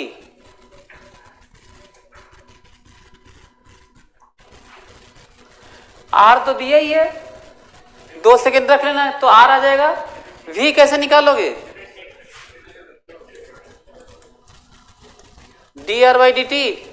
अब तुम लोग मैथ्स में इस तरह का डिफरेंशिएशन आई जे वाला नहीं पढ़ते होगे, इसका बस इतना सेंस है कि आई जे ऐसे ही रहने देना होता है क्योंकि वो कांस्टेंट यूनिट वेक्टर्स हैं, और ये इसको डिफरेंशिएट करना है। तो इसको डिफरेंशिएट करोगे तो कितना आएगा, 2i, और उसको डिफरेंशिएट करोगे तो 2tj। फिर इसमें भी 2 सेकेंड रख लोगे तो तुम्हें v मिल जाएगा, तुम्हें r इसी में 2 सेकेंड रखो तो r मिल जाएगा, ले जाके यहां पे रख लेना। कितने बच्चे ये वाला किए थे, अच्छा काफी लोग किए थे, जो लोग नहीं किए थे उनके लिए था ये। तब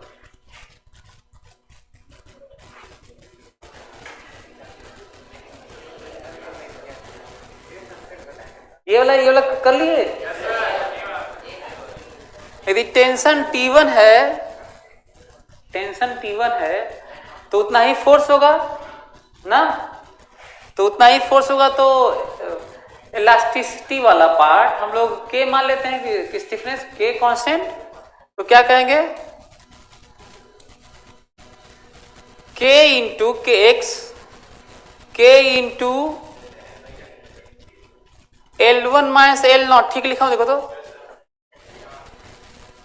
भाई, के एक्स लिखोगे ना तो माना कि उसका लेंथ कितना था ओरिजिनल, एल नॉट, और बढ़ के कितना हो चुका है, तो एक्सटेंशन तो L1 माइनस एल नॉट ही लिखोगे। अब T2 देखो, करे T2 टेंशन पे, फिर के एक्स ना, तो फिर से अब तुम कुछ और फोर्स टेंशन लगाए होगे, जो लगाए होगे वही टेंशन होता है, तब क्या लिखोगे, के एक्स लिखोगे ना, स्प्रिंग टाइप का ना, तो लिख लो, सॉल्व कर लो, ये आंसर है। डिवाइड कर लो तो आंसर आ जाएगा, डिवाइड कर लो, के गायब हो जाएगा।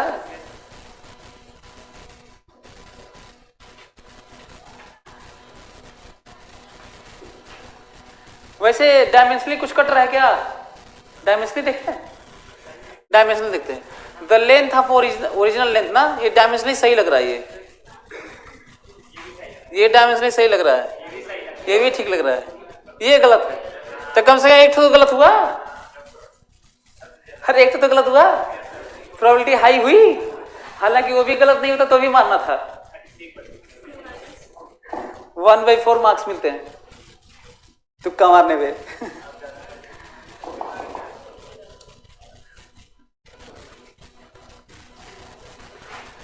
अच्छा, जिस समय इसको इधर थ्रो करते हैं, इधर थ्रो करते हैं तो इसके दो क्या बताना था यार इसमें,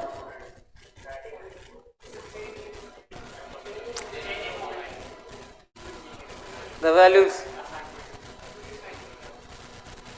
the magnitude of change in momentum between the points A and B ना, change in momentum ना, तो किधर मोमेंटम नहीं बदलता इसका, किधर बदलता है, तो mu sin थीटा इधर, और उलट जाने पर, इधर आने पर mu sin थीटा इधर, जब चीजें उलट जाती हैं तो चेंज वेक्टर में कितना आता है, 2 गुने, कितना, और ये थ्योरी यहाँ के लिए नहीं सही है, कहीं के लिए है, यदि कोई फोर्स उधर लग रहा हो और फोर्स रिवर्स हो जाए, what is value of change in force, 2 कहीं के लिए सही है, किसी भी वेक्टर क्वांटिटी के लिए कर लोगे। What is magnitude of change in momentum, अच्छा magnitude of change in momentum तो क्या लिखोगे, 2mu sin थीटा, इस 2 क्यों लिखा हूं, क्योंकि उल्टा हो चुका है, जब ऐसे गया था तो इधर था, जब इधर आया था तो इधर था, और कौन सा वाला नहीं चेंज होता, हॉरिजॉन्टल वाला, तो वैल्यू रख लेना, जो आएगा आएगा।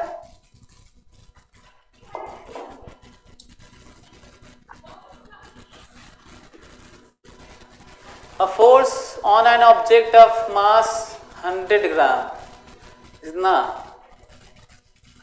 the position of object 2 second इतना, तो starting from rest, the value of a mass b is इतना, कर ली होगे, F बराबर एम ए ना। अच्छा, कई लोग ये वाला क्यों नहीं करते, मैं बताता हूँ, वो एनएलएम पढ़े होते हैं, वो कुल टेंशन है, एमजी लगाए रहते हैं, कहते यही ड्रामा किया है हमारा, यही गड़बड़ किया है। अरे क्या गड़बड़ है यार, अरे आईजे, कई बार तो मैं कभी कभी ये भी सोचता हूँ कि यदि और आसान सोचना है, समझना है, तो ज्यादा अच्छा है कि एक्स अलग स्टडी कर लीजिए, कहिए कि एक्स वाला देखेंगे, अब वाई गया भाड़ में, एक्स वाला देख लीजिए, फिर वाई वाला भी अलग से देख लीजिए, और नहीं जरूरत पड़े तो किस फॉर्म में देख लो, वेक्टर फॉर्म, है ना। तो बताओ एफ की जगह क्या लिखूं, बताओ, 10i कैप प्लस मास कितना लिखूं, 0.1, और ए सही है, ए को क्या लिखोगे, dv/dt,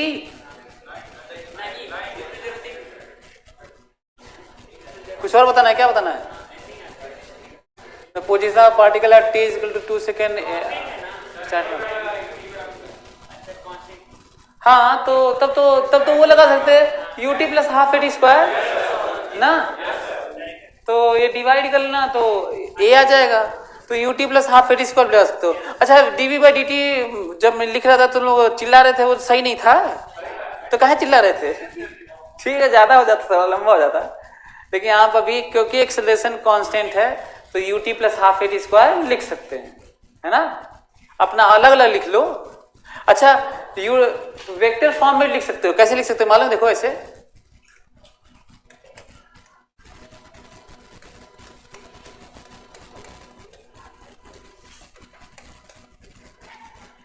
बताओ ये कितना है? 0। ए वाला तो आ ही गया तुम्हारे पास, टी रख लोगे, आंसर आ गया। तो आप ऐसे भी मतलब वेक्टर फॉर्म में लिख सकते हैं, आईजे में लिख सकते हैं, कोई दिक्कत नहीं है।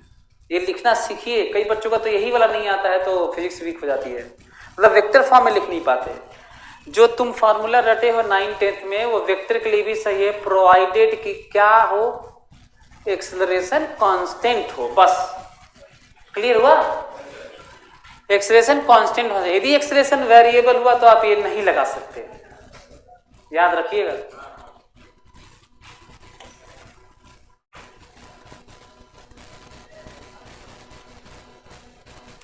Continue my original direction with 1/4 of its initial speed. The speed of two body center of mass is ना। ये तो कर लोगे। हमको नहीं लग रहा है कि ये इसमें कुछ दिक्कत होनी चाहिए आपको।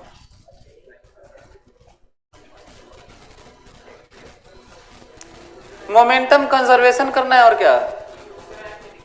हाँ, हमको लग रहा है कि दूसरे एम का नहीं मालूम है तो जितना डेटा है उसके अनुसार हम लोग कर लेंगे, है ना? तो ये कर लेना, ये बहुत आसान सा लग रहा है।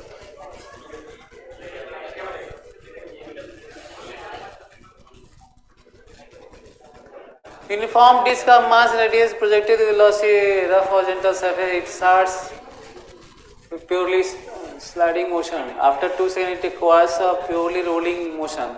Total kinetic energy of the disc after 2 seconds will be इतना। Then find x ना। अच्छा, ये x बताना है। 2 सेकंड बाद प्योर रोलिंग स्टार्ट हुआ ना, तो देखो मैं कैसे कर रहा हूं, ध्यान सुनना ना। 18 मीटर पर सेकंड दे दिए थे क्योंकि ये प्योर ट्रांसलेशनल था, तो यहाँ पे पूरा फ्रिक्शनल फोर्स सरकने वाला लग रहा होगा और म्यू एम जी लग रहा होगा। मैं सिंबल भी देता हूं, आप लोग कैलकुलेट कर लीजिएगा ना। इसके कारण रिटार्डेशन ए हो रहा होगा और इधर बढ़ रहा होगा अल्फा टॉर्क ना, ठीक है। एफ बराबर एम ए लिख रहा हूं, म्यू एम जी बराबर M A, M M cancel, A बराबर म्यू जी, सब दिया हुआ है, रख लीजिएगा। ए मालूम चल गया? अच्छा, ये देखो तो अच्छा, ट्रांसलेशनल लिखो तो क्या मत सोचो, रोटेशनल, और रोटेशनल लिखो तो ट्रांसलेशनल मत सोचो। जब मैं ये लिखा था तो मैं बस ट्रांसलेशनल देखा था कि एक चीज इधर जा रही है, फोर्स उधर लग रहा है, ट्रांसलेशन सेंटर ऑफ मास का होता है। दूसरा रोटेशनल वाला, इसके अबाउट रोटेशनल, हमेशा किसी के अबाउट होता है rotational. M g torque 0, about हो की बात कर रहा हूं मैं। एम जी का टॉर्क बताओ, नॉर्मल का टॉर्क बताओ, क्यों का टॉर्क है कितना लिखूं torque, mu M g into r बराबर आई अल्फा, टाउ बराबर आई अल्फा लिख रहा हूं मैं। जिस तरह से एफ बराबर एम ए लिखा था उसी तरह टाउ बराबर आई अल्फा लिख रहा हूं मैं। आई की जगह क्या लिखूंगा, एम आर स्क्वायर बाई 2। हो सकता है कि अजीब सा डिस्क दिए होते, कहें कि हम ये यूनिफॉर्म नहीं, हम तुम्हें इनर्शिया बताएं, तो इनर्शिया रख लेना सब, अल्फा सही है, यहां से अल्फा आ जाएगा। अब ध्यान सुनना ना, जब ये मोमेंट आया होगा ना ये वाला, तो क्या हुआ होगा, ये जब मोमेंट आया होगा तो ए प्योर रोलिंग के केस में ए बराबर अल्फा आर हो गया होगा, सही है। जब ये वी बराबर कहा यार, वी बराबर ओमेगा आर हो गया होगा प्योर रोलिंग के लिए।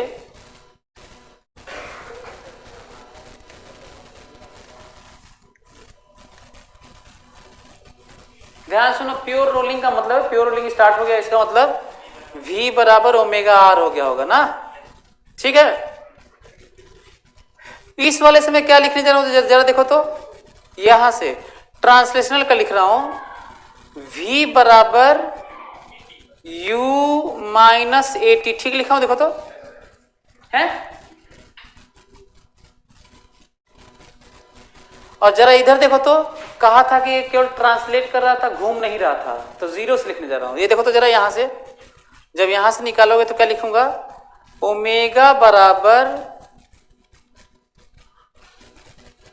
सही है, मतलब शुरू में घूम नहीं रहा था ना, तो शुरू में घूम नहीं रहा था तो अच्छा वैल्यू देखो कैसे लिख रहा हूं, मन में यही वाला u प्लस 80 वाला, माइनस क्यों लिखा हूं क्योंकि उल्टा था, और ये वाला तो प्लस था क्योंकि इसको तो घूमना ही शुरू होना था। जानते हो केवल क्या लिखना था, ये वाला कंडीशन लगाने जा रहा हूं, v बराबर ओमेगा r बस लिखने जा रहा हूं। v की जगह क्या लिखूंगा बताओ, u माइनस 80, और ओमेगा की जगह क्या लिखूंगा, अल्फा टी इंटू, सारा डेटा तुम्हारे पास है, u दिया है, a आ चुका है, टाइम दिया हुआ है, कहां टाइम है, a है, टाइम दिया हुआ है, अल्फा आ चुका है, टाइम है, टाइम दिया हुआ है, आर भी दिया होगा, आर दिया है, कहां आर दिया है, हाँ? यदि आर नहीं दिया हो तो कैंसिल हो रहा होगा, हाँ? अरे वो कैंसिल हो जाएगा तो वैल्यू नहीं दिया, ये बोल रहा हूं, तो रखोगे तो कैंसिल हो जाएगा, ठीक है, यहां पर तो रख लेना, आंसर आ जाएगा। फिर काइनेटिक एनर्जी को इसके बराबर कर लेना, एक्स की वैल्यू आ जाएगी, है ना। अच्छा टोटल काइनेटिक एनर्जी में तो समझ रहे हो ना, translational kinetic energy plus rotational kinetic energy, पूरा ही ये, और आप ऐसे ही इसके अलावा, अच्छा इसके अलावा कोई तरीका भी नहीं है, जानते हो ओमेगा फाइनली कैसे पाया जाता है, बहुत छोटे में ओमेगा ऐसे आता है, केवल इसके अबाउट एंगुलर मोमेंटम कंजर्वेशन कर देते हैं, आ जाता है इसके अबाउट, लेकिन तब ओमेगा आता है, टाइम वाइम उसमें नहीं आता, टाइम के लिए तो ऐसे ही करना पड़ेगा, लिखना पड़ेगा ये वाला, कौन कौन सा फोर्स लग रहा है, तो कहां से पास कर रहा है, यहीं से पास कर रहा है, इसके अबाउट बोल रहा हूं ना, यही तो इंटरेस्टिंग है, बहुत पॉपुलर है रोटेशन का ये, कि यही एक ऐसा पॉइंट है जिसके अबाउट एंगुलर मोमेंटम कंजर्व होता है, क्योंकि इन दोनों का जो बराबर और उल्टा है उसका तो किसी के अबाउट जीरो टॉर्क होगा, और फ्रिक्शन भी वहीं से पास करता है, बहुत पॉपुलर है ये, लेकिन ओमेगा आएगा ना, टाइम ये वाला कैसे यूज करोगे,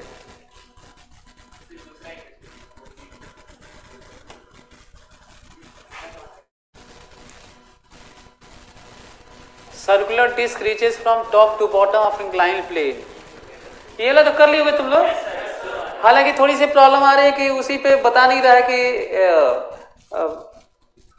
एक बार में ये स्मूथ था और एक बार में रफ था ना, सोचने में पढ़ने में लग रहा है कि यही होगा, लेकिन मानना तो पड़ेगा ना, इसको कर लेना है, तो हम लोग ये फंडामेंटल चीजें हैं, ये बहुत कठिन तो है नहीं है, तेला कर लेना, बहुत आसान सा क्वेश्चन इसलिए नहीं बता रहा हूं, ये वाला भी वैसा ही है अगेन।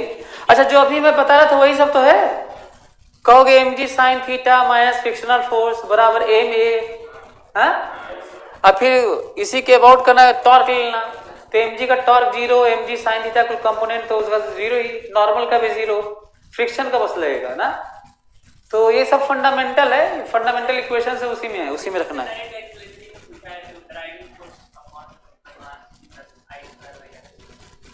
हाँ तो भी वही करना है, तुम याद किया बता रहे हो ना, a body of mass 5 kg is moving इतना, now a force 2 Newton acts on the body in the direction of its motion for 5 seconds, the increase in the kinetic energy of the, बताने लायक है ये बहुत लग रहा है कि सबसे आसान यही था क्या, और कितना, car is moving on horizontal curved path, approximate maximum speed of car will be friction between the, अरे ये तो बहुत हल्का लग रहा है, क्या हुआ, एग्जाम थोड़ी है यार ये, यदि कोई मैक्सिमम स्पीड की बात कर रहा होगा तो हमें क्या करना होगा, मैक्सिमम लिमिटिंग फ्रिक्शन लेना होगा, और friction toward centre mu M G, बराबर mass into acceleration toward centre, रख लेना, है ना। बाकी सारा डेटा तो दिया ही है।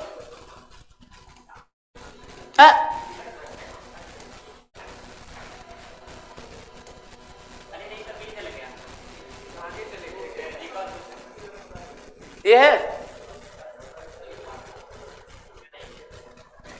ये तो थोड़ा हल्का लग रहा है, ये ऐसे ही है, क्यूब नहीं है ये।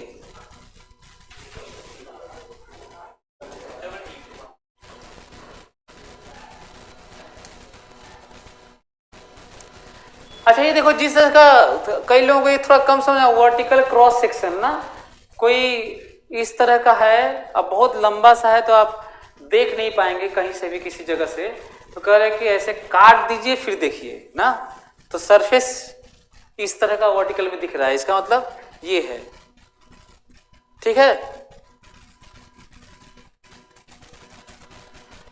किसी जगह पे आपको देखना है कि कहाँ मैक्सिमम हाइट तक इसको रख सकते हैं, तो ब्लॉक को यहां पे रख लेते हैं ना। जहां पे रखा हुआ है इसको छोटा सा क्या मान सकते हैं, इंक्लाइन प्लेन।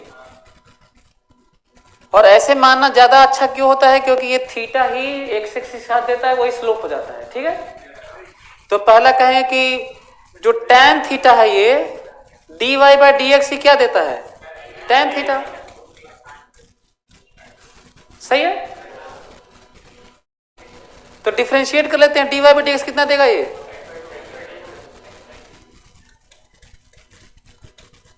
एक हमारे पास एक्सप्रेशन ये आया ना।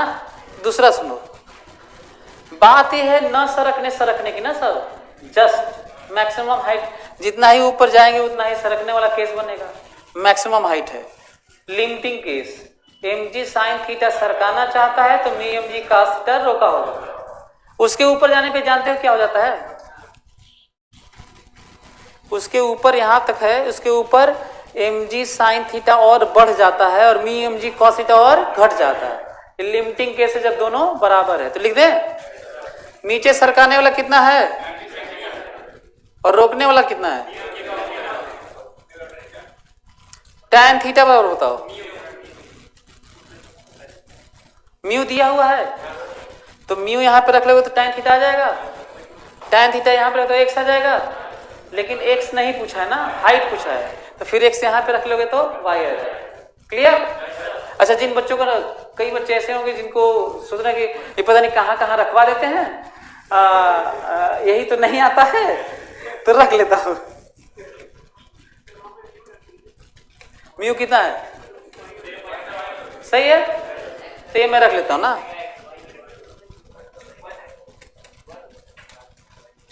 tan थीटा वहां पे आ चुका है, तो x बराबर, तो यहां पे रख लें x, y बताना था 1/4 ना,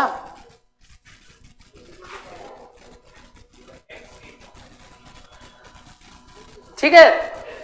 अंतिम दौर में है क्या हम लोग अब, हैं? हमको लगता है कि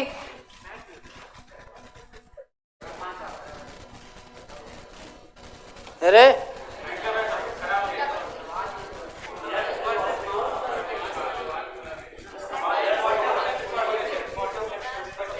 ये वाला,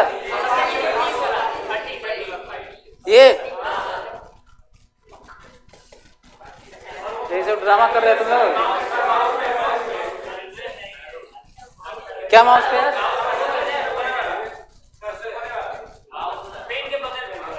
ये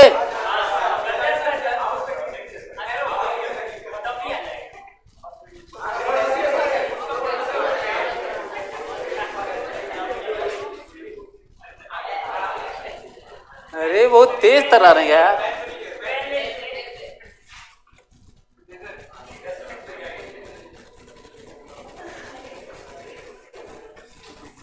तुम लोग ज्यादा खतरनाक हो गया यार टेक्नोलॉजी में, बस बस बस फिजिक्स नहीं आती नहीं, बाकी सब आता है।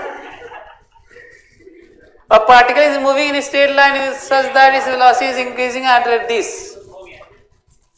The acceleration of this much at point where its velocity is this much. अच्छा ये देखो पर मीटर है, पर मीटर है, इसका मतलब dv/dx है ये।